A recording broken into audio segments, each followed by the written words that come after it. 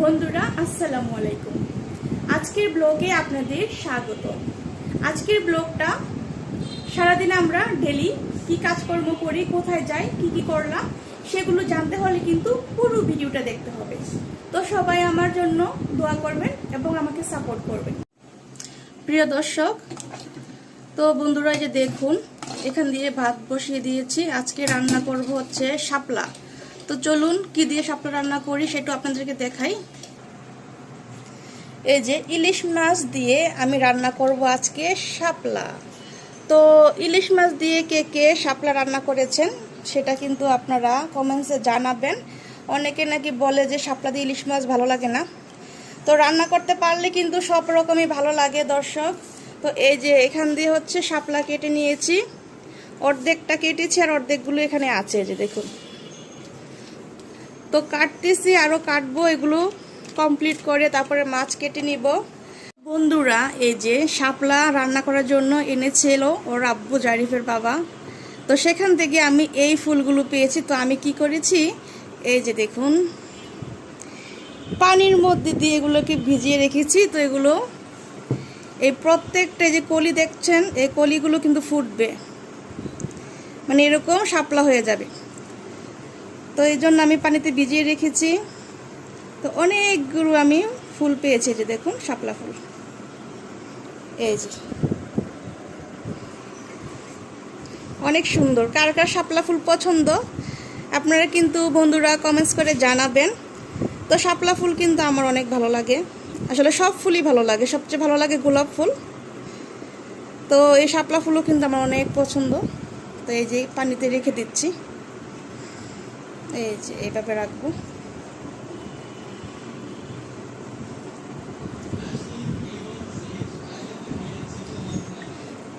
তো আমার দর্শকদের জীবনও যেমন ফুলের মতো সুন্দর থাকে, ফুলে ফুলে সাজানো থাকে, সেই কামনাই আমি করি। তো সবাই আমার জন্য দোয়া করবেন আর আমার ইউটিউব চ্যানেলটা সাবস্ক্রাইব করে পাশে থাকবেন আর দেখতে থাকুন সারাদিন আর কি কি করতে থাকি আমরা।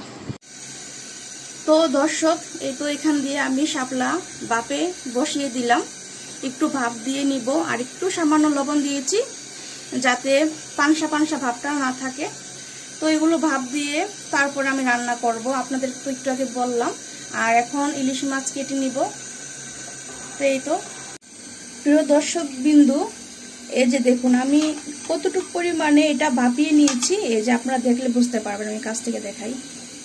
দেখুন মানে একদম গলিয়ে ফেলা যাবে না, ঠিক আছে। জাস্ট এই যে কালো পানিটা দেখেন, এটা ভাপ দেওয়ার পরে কিন্তু এরকম একটা পানি বের হয়েছে। এই যে কালো, এই যে কষের একটা পানি আছে, সেই কষ পানিটা বের হইলো। এগুলো ফেলিয়ে দিয়ে কিন্তু আমি এখন রান্না করব। তো এভাবে আপনারা রান্না করবেন, শাপলা রান্না করলে কিন্তু খুবই টেস্ট, খুবই মজা লাগে। তো এখন আমি এগুলো ভালো করে পানি ফালিয়ে ধুয়ে নিব। তো দেখতে থাকুন বন্ধুরা। যে ইলিশ মাছ কেটে নিব। তো এই যে বটি মাছ নিয়ে আমি বসলাম, আমি কাটবো। তো প্রথমে কিন্তু আমি এই যে কাঁটা চামচ দিয়ে এটা আঁশটা ছাড়িয়ে নিব। তো কাছে আসুন ক্যামেরাম্যান। এই যে প্রথমেই এভাবে আপনারা একটা কাঁটা চামচ নিয়ে এইভাবে সুন্দর করে আঁশটা ছাড়িয়ে নেবেন, তাহলে কিন্তু আপনার এটা ছিলে যাওয়ার ভয় থাকবে না, ঠিক আছে। অনেকে আপনারা যখন ইলিশ মাছ কাটেন এর আগে যখন আঁশটা ছাড়াতে যান তখন কিন্তু এখান থেকে ছিলে ফেলেন। তো এই যে দেখুন সুন্দর করে আস্তে আস্তে আমি পরিষ্কার করে নেব পুরাটা।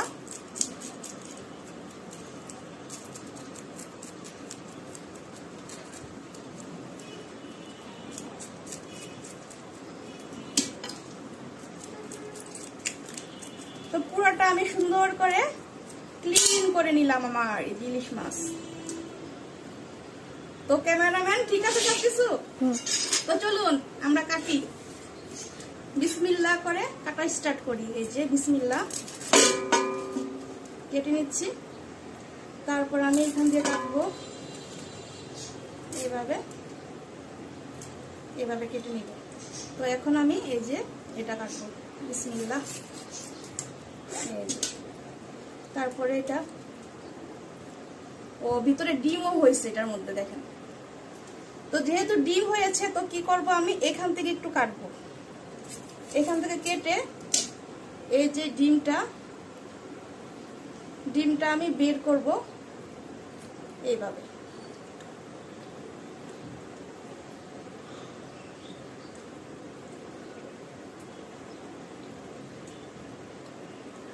এই যে দেখুন ডিম।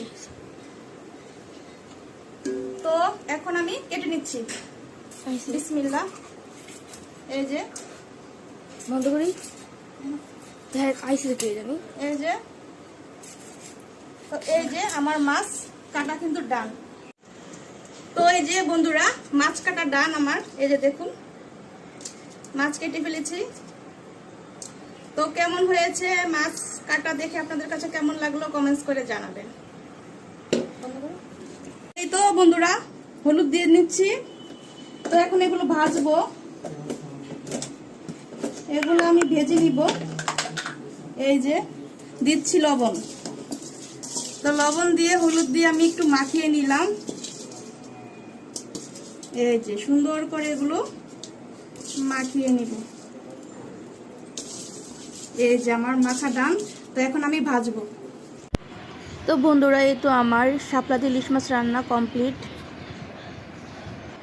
বন্ধুরা আপনারা কমেন্টস করে জানাবেন যে আমার রান্না আপনাদের কাছে কেমন লাগলো।